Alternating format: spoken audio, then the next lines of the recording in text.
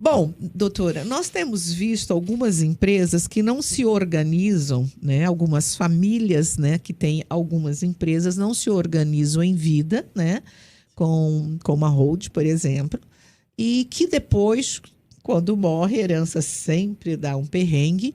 E a gente corre o risco de que algumas pessoas percam esse emprego, porque quando vai embora o administrador desta família, que é o administrador da empresa, se ele não deixou tudo especificado, né, o que é para um, o que é para outro, se eles entrarem em uma briga, e família, como toda boa família, né, Maurício, briga, Sem né, dúvida. corre-se o risco de uma empresa fechar por falta de administração. Eu me lembro de uma empresa no Brasil que fechou, que teve grandes problemas e que muita gente perdeu o emprego com a morte de quem administrava, que é uma loja extremamente famosa, todo mundo já deve ter ouvido falar, que foi as Pernambucanas, né? Sim.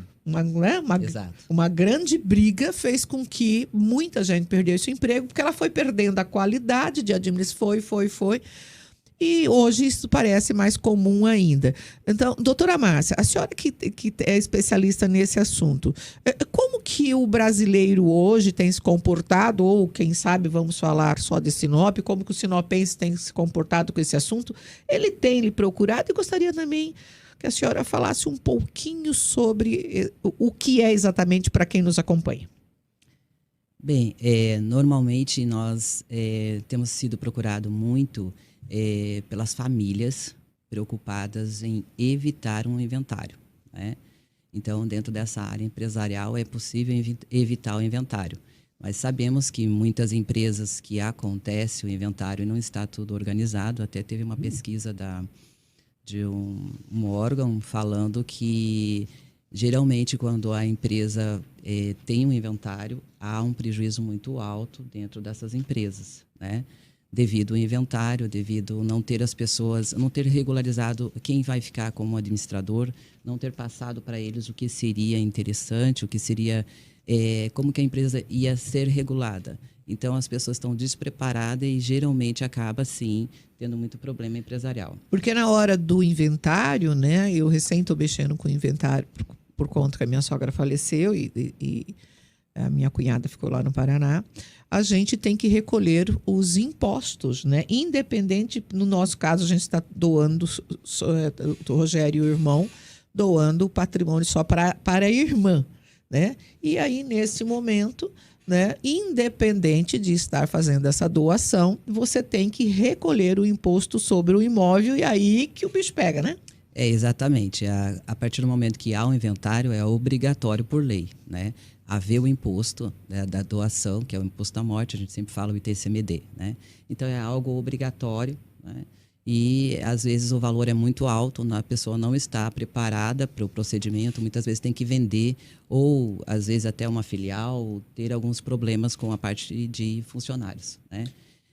Mas, normalmente, a gente tem sido procurado muito depois da pandemia, pelas famílias, muitas famílias nem empresa têm, exatamente. Elas só querem evitar um inventário. Tem vários imóveis, mas não tem uma empresa. Exato. Então, aí eles nos procuram para fazer esse processo de uma organização patrimonial, e que é através de um CNPJ, né? Por que é através de um CNPJ? Porque o CNPJ, ele pode durar quanto tempo a família quiser. 50 anos, 100 anos, enfim. Ele não tem vida, porque pela lei o CPF, a partir do momento que não existir mais a pessoa, é obrigatório a dar baixa. O CNPJ não, a família pode levar por gerações, pais, filhos, netos, enfim, é uma sequência, né? Então, você vai ter esse número de CNPJ para colocar os seus bens lá, né? Então, só para a gente poder entender, essa busca que tem se dado principalmente após a pandemia, por motivos que todo mundo já imagina, né? Muitas pessoas perdem a vida, alguém que tem patrimônio, elas ficavam até, inclusive, impedidas de se comunicar com os familiares, até para expor qualquer tipo de desejo, muitas vezes, de partilha e tudo mais. Não havia essa comunicação, né? Exato. No auge da pandemia. É importante que as pessoas entendam que não é, então, uma exclusividade de empresas, grandes empresas, como a Cleusa citou o exemplo da Pernambucanas, que aí querem já criar, né, e dividir setores da empresa, enfim, cada um fica com a logística, você fica com a distribuição, enfim. Se você tem algum patrimônio, terrenos ou algo nesse sentido... Um sítio, uma chácara, uma fazenda, uma casa. Você consegue criar essa holding, né? E que não necessariamente a pessoa vai entender que ela tem que ser... vai criar uma empresa que tem aquele estabelecimento, como diz lá, estabelecimento, tal. Não, você vai criar uma holding, é apenas uma nomenclatura para evitar algum tipo de carga tributária, é isso? Mas na realidade você vai ter, né? Na Exato, realidade... você vai ter uma carga tributária, mas assim, não como se fosse numa partilha ou algo nesse sentido.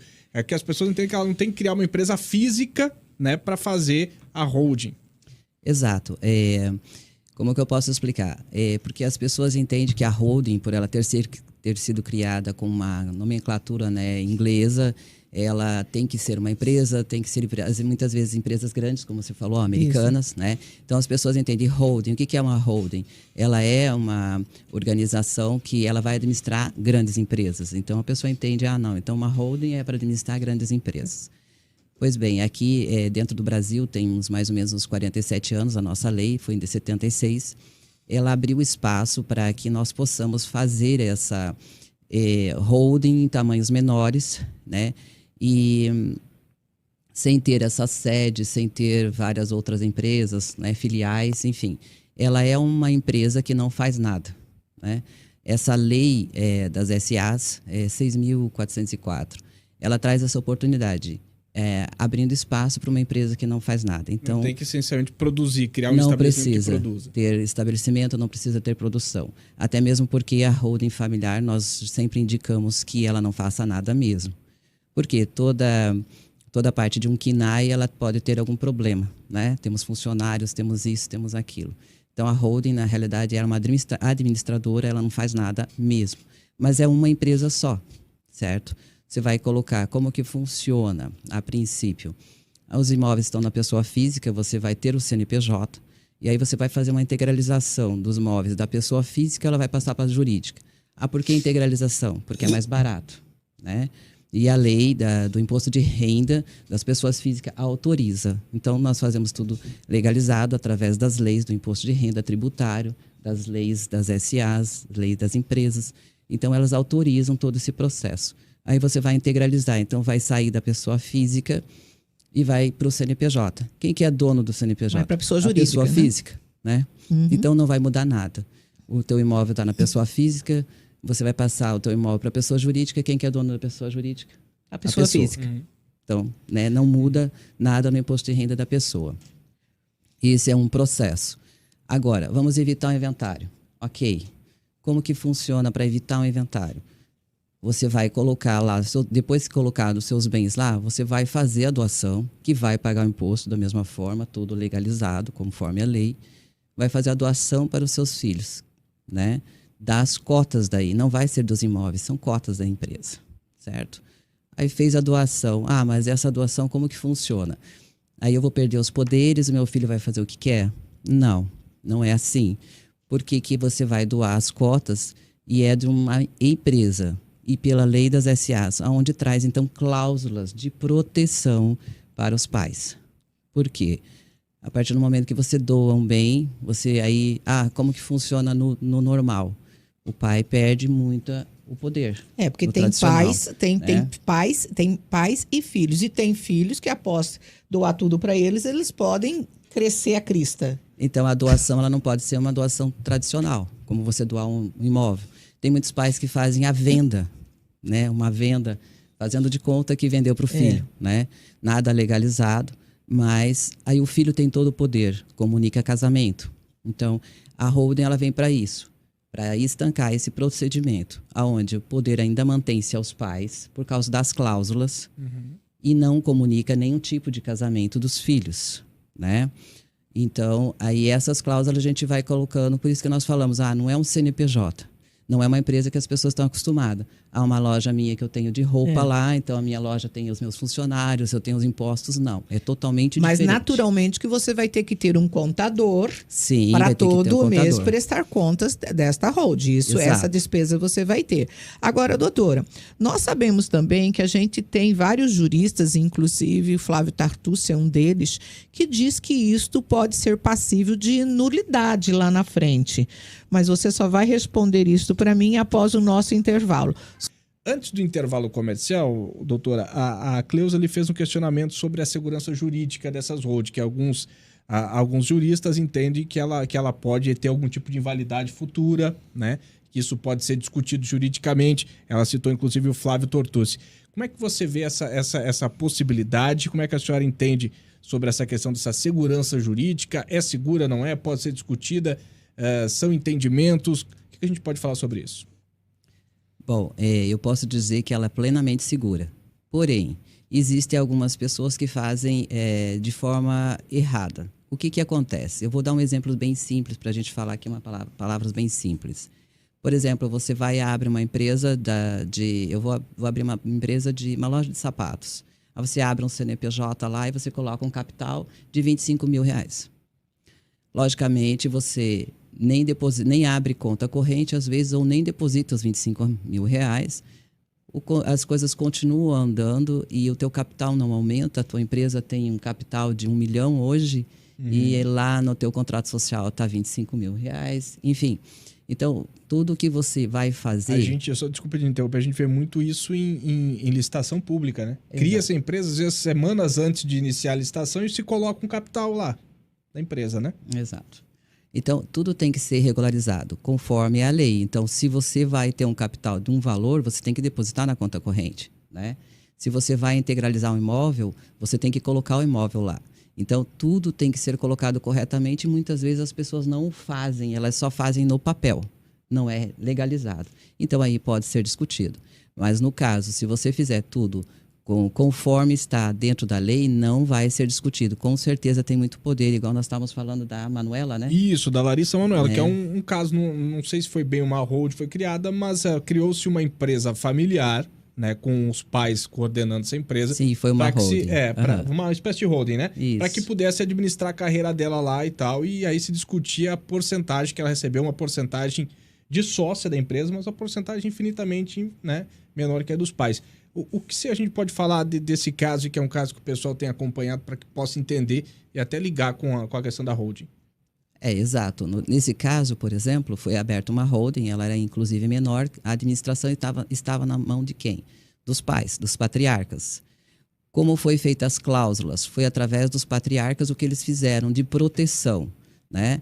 Então, no momento em que ela ficou maior, mas quem estava na administração? Os pais. As cláusulas protegiam os pais e não a Manuela, certo? Então, hoje ela não tem como discutir, porque o poder está na mão dos pais. Porcentagem maior decisória. Ela tem como reverter? Não, ela não tem como reverter. Eles vão discutir referente ao capital social, o que aumentou, o que não. A porcentagem dela aumentou, tradicional, normal. Mas aumentar, não tem como, né?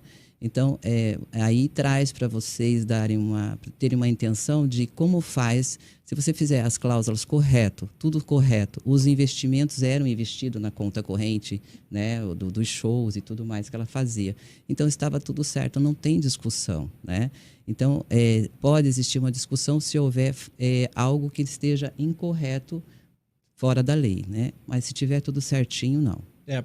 Pelo que a gente tem acompanhado, ela vai criar uma nova empresa, sim, né? E aí não se discute mais os lucros da antiga, exato, né? E aí se aquilo permanece, evidentemente que a empresa antiga sem ela não vai ter lucro, porque ela era o produto da empresa. Se exato, não tem mais o produto, a empresa para de onde foi. Mas né? mantém lá o caixa e os investimentos exato, que eles fizeram. Aquilo que ficar movimentando, exato, ela vai seguir ganhando em cima dos 2%. Exato. Em cima dos 2%. Aí cria uma nova empresa e aí, a partir daí, ela começa a produzir. Para quem está acompanhando a gente aqui, Márcia, e poder entender, vamos lá, existe algum... Porque quando a gente fala de hold, a gente associa, claro, a capital grande, a grandes capitais financeiros. Existe um número, né, um valor que podemos começar a falar de hold a partir daqui. É claro que tem aí os bens imóveis e tudo mais, mas é só para quem tem muito dinheiro uma hold familiar? Não, não é. A hold familiar pode ser feito por uma pessoa que tem um imóvel, né? Um imóvel, você já pode fazer uma holding. Por quê? Porque você vai usar ela apenas para quê? Para evitar um inventário. Ou então, você quer fazer algum tipo de investimento. Esse imóvel, às vezes, é um imóvel que tem várias locações, né? Às vezes é um imóvel com vários apartamentos, tudo. Então, você vai trabalhar nela também. Mas um imóvel é o suficiente, não precisa ter 2, 3 ou 4 ou 10 ou 20. Lógico que quanto mais imóveis você tem, mais proteção, menos problemas você vai ter com a parte tributária. Mas a partir de um imóvel é o suficiente. A diferença tributária em relação à partilha tradicional e aí depois posterior a uma holding, ela é muito significativa, Marcia? Olha, ela tem uma significação boa, mas para mim a melhor forma que nós podemos falar que para que serve essa holding Sim. não é tanto a área tributária. Tá. É mais a tranquilidade da família, os pais poderem fazer a forma com que eles acham importante, eles fazerem em etapas por causa dos valores, porque você vai fazer o pagamento do imposto, como eu falei, vai ser tudo feito corretamente, conforme a lei. Então, vai ser pago os impostos, vai ter todo o processo normal, cartório, enfim. Mas você vai fazer em etapas. Por exemplo, você tem 5 imóveis, você vai começar a fazer uma doação de 10% da empresa para os filhos, né? Uhum. Então, você vai pagar por ano, você pode fazer uma 10% de doação. Quer dizer, durante 4, 5 anos, você faz a doação do valor. Você não tem pressa de organizar tudo isso, né? Então, você pode fazer em etapas com valores muito pequenos, né? Certo. Em relação à partilha, o pai pode, inclusive, fazer a venda, então, dessa parte. Uma venda assim, vai lá, quero vender tantos por cento por R$1. Pode ser feito isso? Como é que funciona? Normalmente, para nós darmos a segurança das cláusulas, a gente faz a doação. Doação, por doação. A doação das cotas. Por quê? Fazemos uma doação das cotas por uso e fruto, porque a gente nesse uso fruto, a gente vai travar que o pai vai ter toda a administração, uma administração permanente, e todos os lucros dos bens vai ser para o pai e para a mãe, né? Então, geralmente a gente faz essa parte. Existe vendas de cotas? Existe, mas aí a forma é de forma diferente. O pai vai doar o dinheiro no imposto de renda do filho e o filho vai comprar a cota também. Por quê? Nós temos que ter a segurança da proteção do casamento, né? Existem casos e casos, por isso que a gente sempre fala, né? Ela não é algo que, como a empresa, você abriu lá e começa a trabalhar. Ela é algo que tem que ser planejado, como vai ser feito. Mas o tradicional, o mais simples que eu posso passar para vocês, é feito a doação das cotas para os filhos e aí garantir o usufruto para os pais e com as cláusulas que os pais vão ficar administrando. Inclusive, os pais podem vender o imóvel, os pais podem locar o imóvel, porque às vezes há, assim, os pais continuam trabalhando com os imóveis e surge alguma proposta interessante, né, para os pais fazerem uma troca de um terreno, de um imóvel, alguma coisa assim. Então, eles podem fazê-lo sem assinatura dos filhos, tá? Porque eles têm uma cláusula de mandato, que é como se fosse, eu posso explicar aqui para você mais fácil, como se você fizesse uma procuração em cartório pública, que ela tem uma validade, né? Porque a junta comercial é pública e tem toda a proteção como se fosse um cartório, né? Essa parte que o filho recebe, vamos lá, essas ações, digamos assim, que o filho recebe, ele pode repassar a terceiros ou não? Pode vender? Não pode. Não pode. As cotas são cotas, não são ações, são cotas. E ele não pode. Por quê? Nós vamos colocar as cláusulas que ele não pode passar a terceiros. Também nós colocamos cláusula que, por exemplo, se o meu filho, eu fiz a doação das cotas para ele e de repente meu filho tem uma empresa e deu problema na empresa dele e será que o problema da empresa vai entrar aqui, a dívida vai entrar aqui na holding dele? Não vai, porque nós vamos colocar uma cláusula lá que não vai poder entrar nenhum tipo de execução. Por quê? Porque nessas cotas o filho é no proprietário, então ele é dono e não é dono. O pai é usufrutuário, ele é dono e não é dono. Então não tem como existir a execução ali.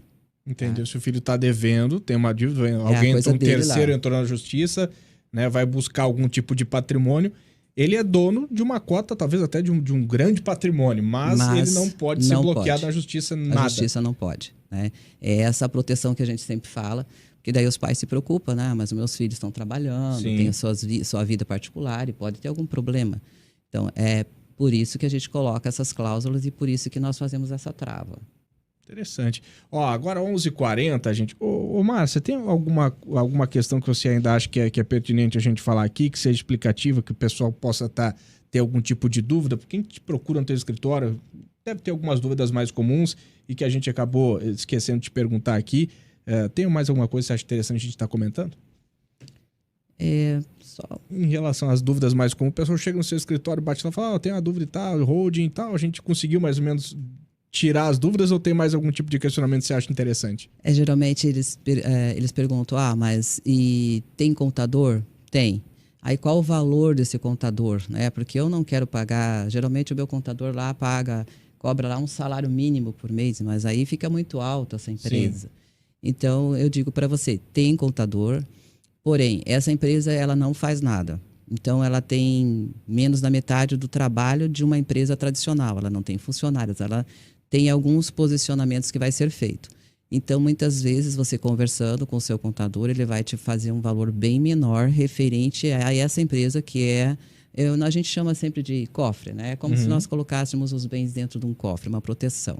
Então, essa hold não vai ter movimento. Agora, não, eu quero fazer... Chegam pessoas para mim e falam assim, nossa, eu estou pagando, dentro do meu imposto de renda lá, eu vi a minha alíquota, eu estou pagando 20%, 25% de imposto para o governo, né? Referente à minha locação, alguma coisa assim. Tem como diminuir essa parte tributária? Tem, mas aí é uma outra empresa que vai ser uma operadora e aí o contador, sim, vai cobrar um valor maior, que vai ser todo um processo de diminuição de tributo. Então, é outra coisa, né? Mas a holding em si, que é só a que vai segurar o patrimônio, ela pode ser por um valor bem menor. Com os contadores, eu tenho certeza que dá para negociar aí com os... Geralmente o pessoal tem contadores, né? E bater um papo com o seu próprio contador ali, vai ficar bem menor o valor, tá? Tá certo. Márcio, eu quero agradecer a sua participação aqui. Muito obrigado por esses esclarecimentos. É um assunto que o pessoal tá muita dúvida. E depois ainda do caso da Larissa Manoela, muita gente começou a se perguntar como é que funcionava, como é que não funcionava, que ela podia, se tinha direito, se não tinha direito. Enfim, eu acho que deu pra gente ter um conceito mais básico sobre o assunto. Quem se interessar mais, quer tirar mais dúvidas, enfim, pode procurar especialistas na questão, como é o caso da Márcia. Por hora, quero te agradecer. Obrigado pela sua participação, obrigado pela gentileza em atender o nosso convite, viu, Márcia? Eu que agradeço, Maurício.